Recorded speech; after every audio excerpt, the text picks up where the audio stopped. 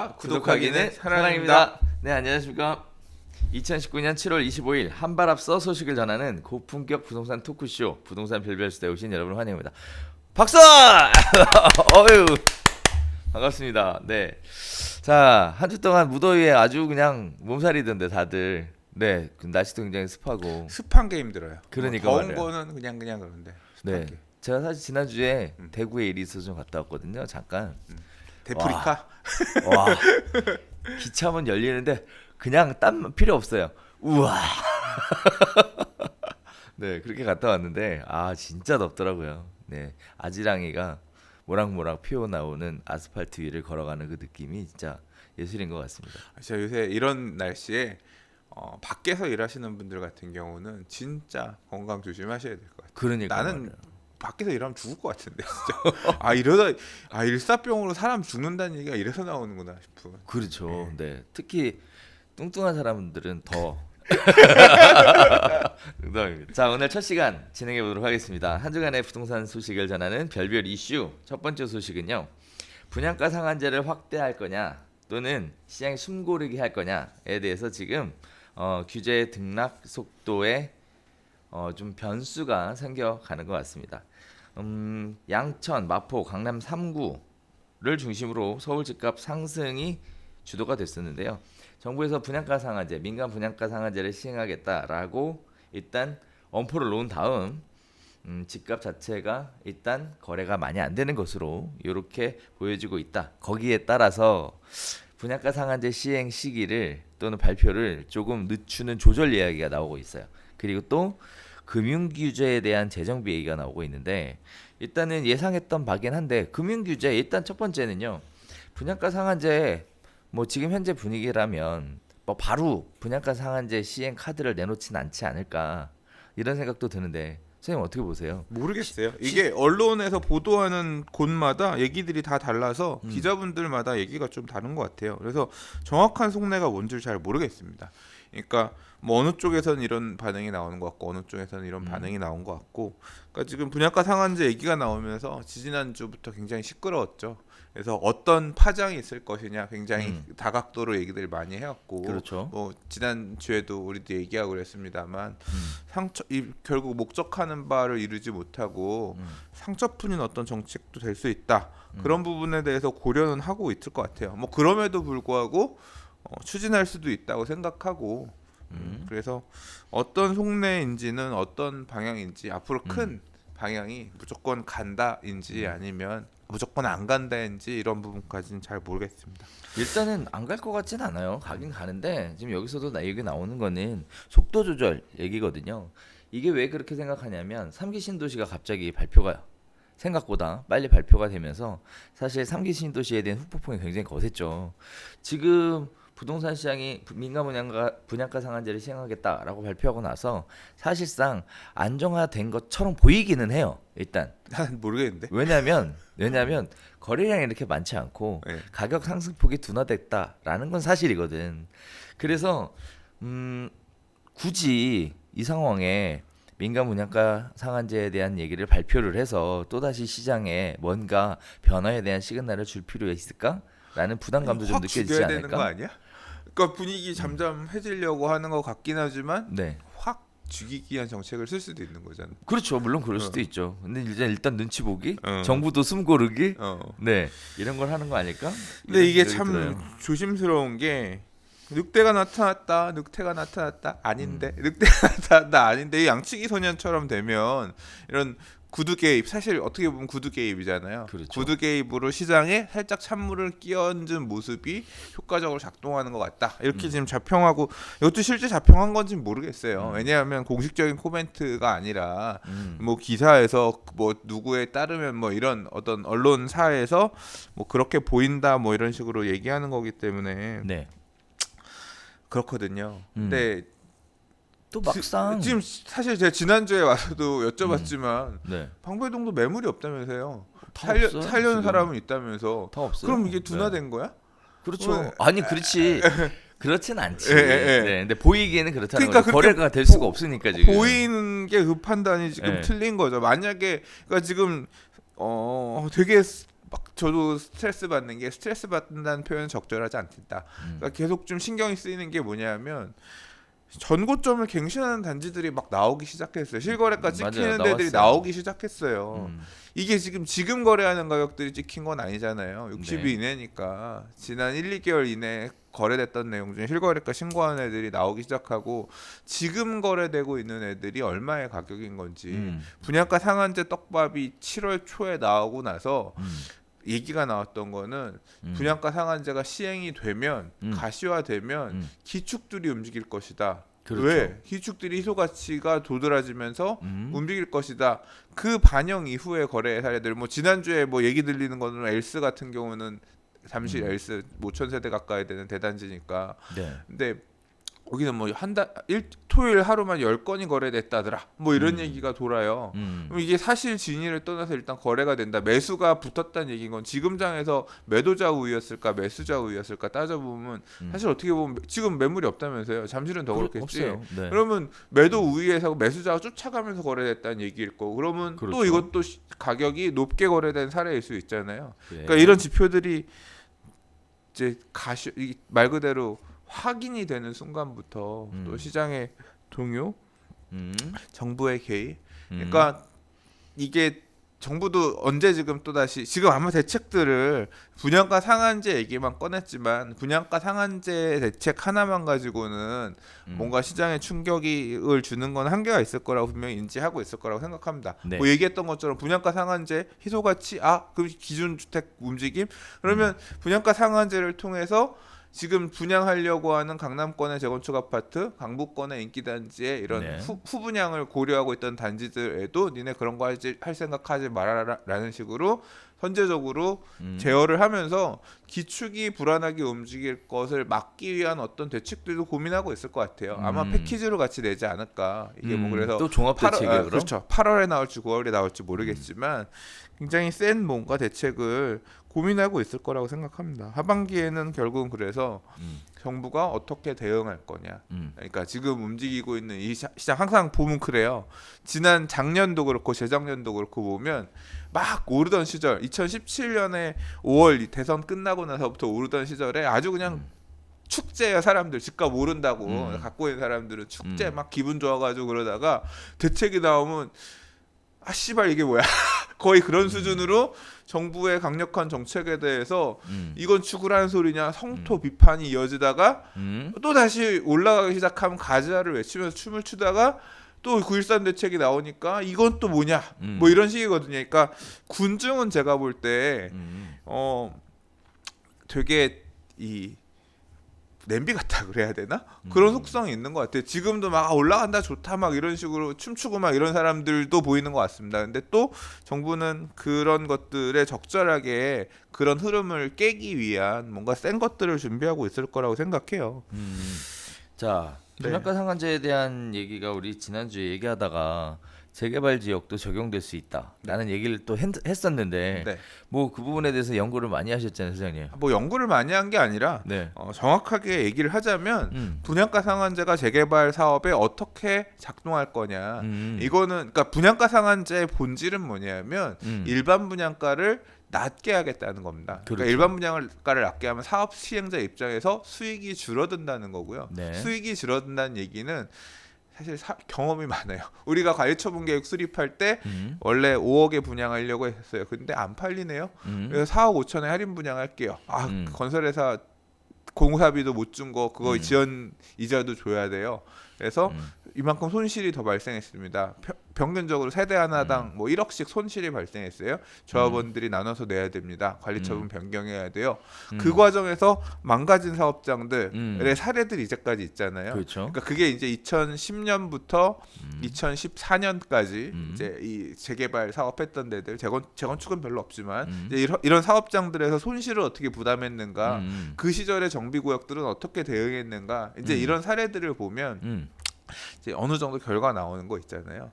예, 이제 그 내용이 그때는 부동산 경기가 안 안 좋은 좋아서 상태에서 그렇게 어쩔 수 없이 반영이 됐지만 지금은 정부가 의도적으로 개입해서 그렇게 시장을 만들겠다는 거잖아요. 네. 그러니까 적어도 정비 사업, 조합 사업, 이 사업 시행자들 이 민간 택지에서 이렇게 하겠다는 거잖아요.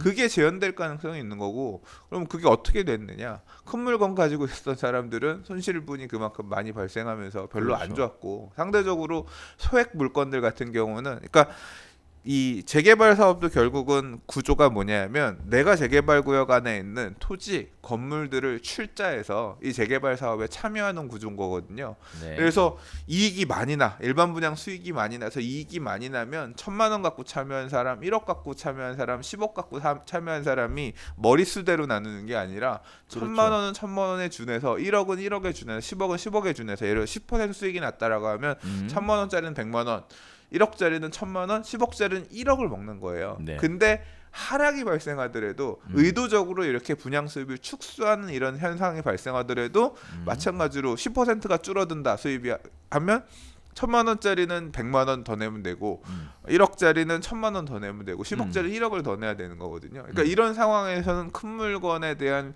어떤 수요가 더 급감할 것이고, 원래 재개발 투자, 재건축 투자에서 큰 물건은 상대적으로 인기가 덜 하잖아요. 그렇죠. 초기 투자금이 크니까 더 급감할 것이고, 소액 물건들 같은 경우는 어차피 내야 될 돈이 적으니까 뭐 나랑은 크게 상관없는 얘기인데요. 분양가 상한제 하셔도 뭐 이제 이렇게 되는 사업장 안에서 이제 그런 모습이 나타날 거고, 이제 그 과정에서 조합원들 간의 갈등이 좀 생길 수 있다. 그리고 사업 추진이 지금 이제 진행되고 있는 초기에서 중반으로 넘어가는 단계의 재개발 구역들 또는 재건축 단지들 같은 경우는 이제 감정 평가를 어떻게 하면 좀 더 높게 할 것이냐, 이것에 대한 고민들을 엄청 할 겁니다. 많이 평가 금액을 높이려고 시도할 거고, 사실 이 상황은 10여 년 전에 분양가 상한제 민간택지에 도입하겠다고 2007년에 했을 때부터 그 당시에도 당장 조합들이 그 당시에 그렇게 반응하면서 평가 금액을 높인다는 얘기는, 그러니까 사업 시행 인계 단계에서부터 평가 금액을 가급적 높게 평가할 수 있도록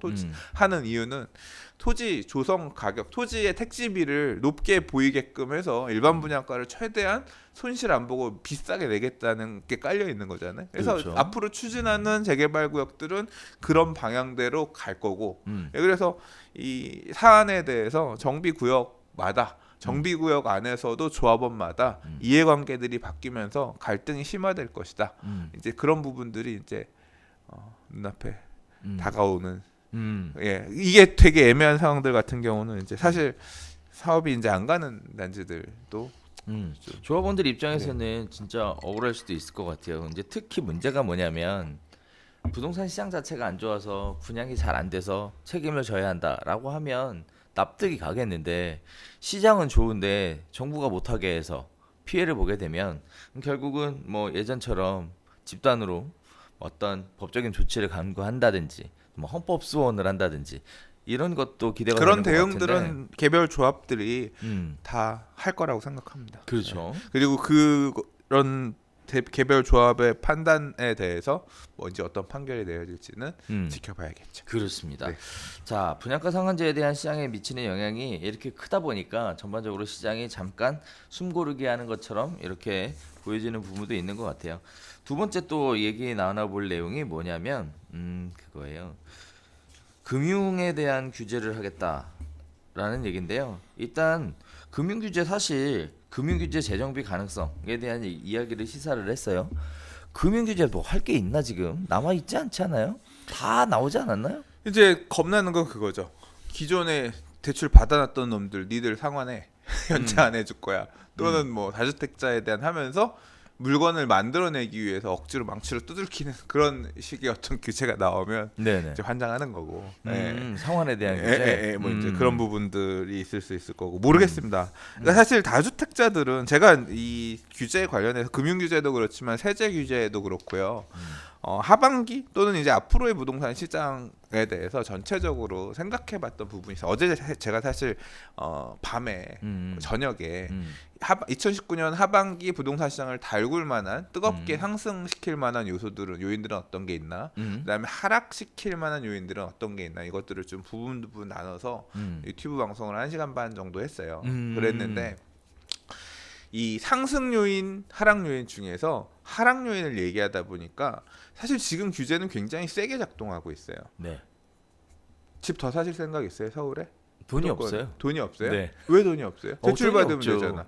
대출 안 받을 거예요. 왜? 네. 대출이 안 나오니까. 안 나오잖아요. 네. 그러니까 사실 주택 유주택자들은 전세자금 대출까지 막았고 임대사업자 등등 다 막았기 때문에 사실 어지간한 사람들은 유주택자 또는 다주택자는 서울에 집을 더 살 생각을 못해요. 아예 더 올라갈 것 같은데 사야지 이거를 쉽게 못해요. 네. 뭐 명의신탁이라든가 남의 이름 빌려가지고 이런 어떤 불법적인 탈법적인 하는 내용들은 배제하고 정상적인 범위 안에서는 살 생각을 못 하거든요. 그 얘기는 뭐냐면 저도 전혀 생각이 없어요. 그 얘기는 뭐냐면 효과적으로 가수요 차단을 하는 정책이 지금 잘 시행 중인 작동하고 거고 있다? 작동하고 있는 거고 이 기조를 바꾸지 않을 거기 때문에 부동산 시장이 안정화된다는 모양이 확연히 드러날 때까지 이걸 바꾸지 않을 거기 때문에 저희 같은 우리 같은 이런 다주택자들의 시장 재진입은 사실 쉽지 않을 겁니다. 네. 예, 그러면 지금 산 사람들은 하나 지금 만약에 서 무주택에서 유주택이 됐어요. 그 사람은 하나 더 사야지라는 걸 쉽게 생각할 수 있을까요?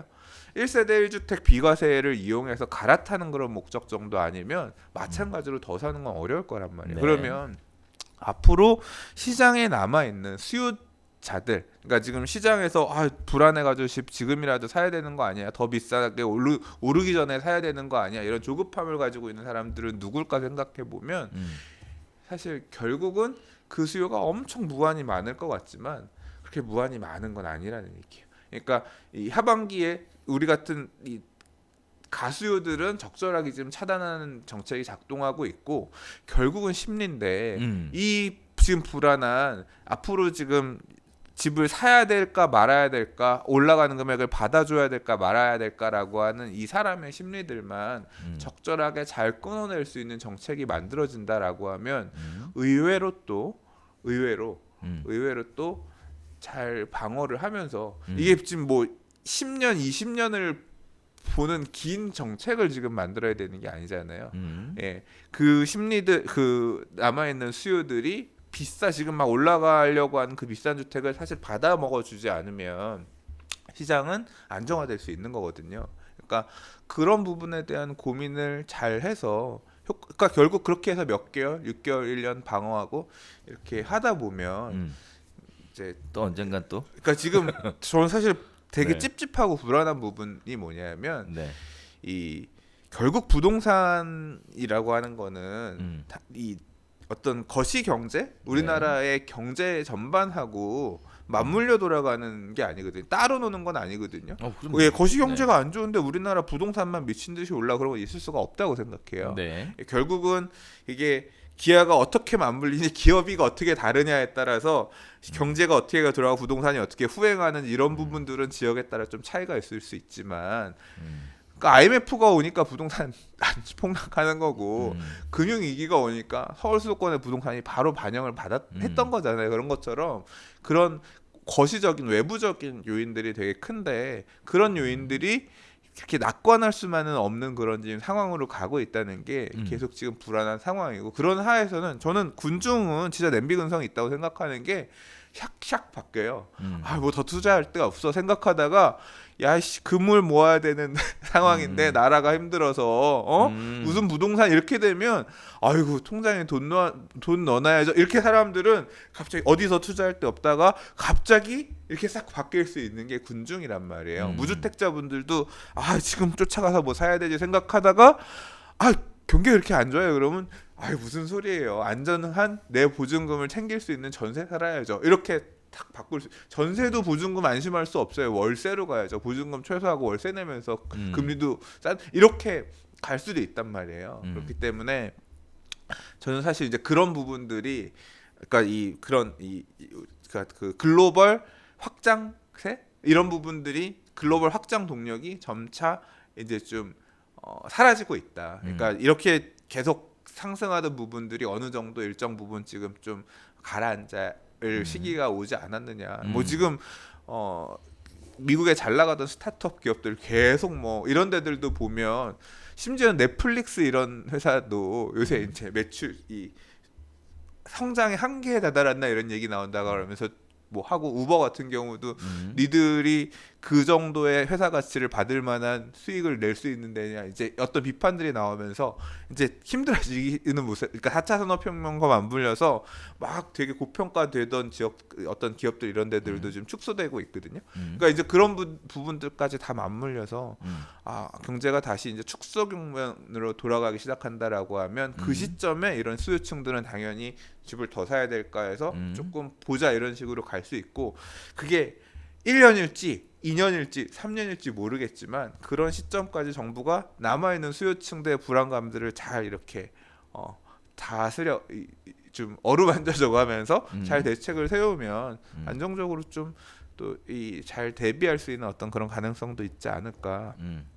생각이 됩니다. 정부의 시장 규제는 합리적이다. 합리적이지가 시장 개입. 않답니다. 시장 개입, 정부의 시장 개입이 필요하다. 필요하죠. 예. 부동산 정책론에 공인중개사 부동산 학개론에서 배우는 부분 아닙니까? 아니 뭐 예. 저는 예. 개인적으로 예. 당연히 필요하다라고 생각했었고요. 예. 뭐 별별 수다에서 그런 얘기를 수차례 해왔어요. 예. 해왔고 그래서 욕도 좀 많이 먹었고 네 했었는데 시장론자였잖아요. 저는 시장론자. 그러니까 예. 근데 정부의 시장 개입은 필요하다. 네. 또 다른 얘기인 것 같아서 네. 자 이번에는 이런 얘기 한번 해볼게요. 시장 자체가 안 좋다 보니까 예. 증여에 대한 부분이 또 다시 움직이는 것 같습니다. 팔래야 팔 수 없고.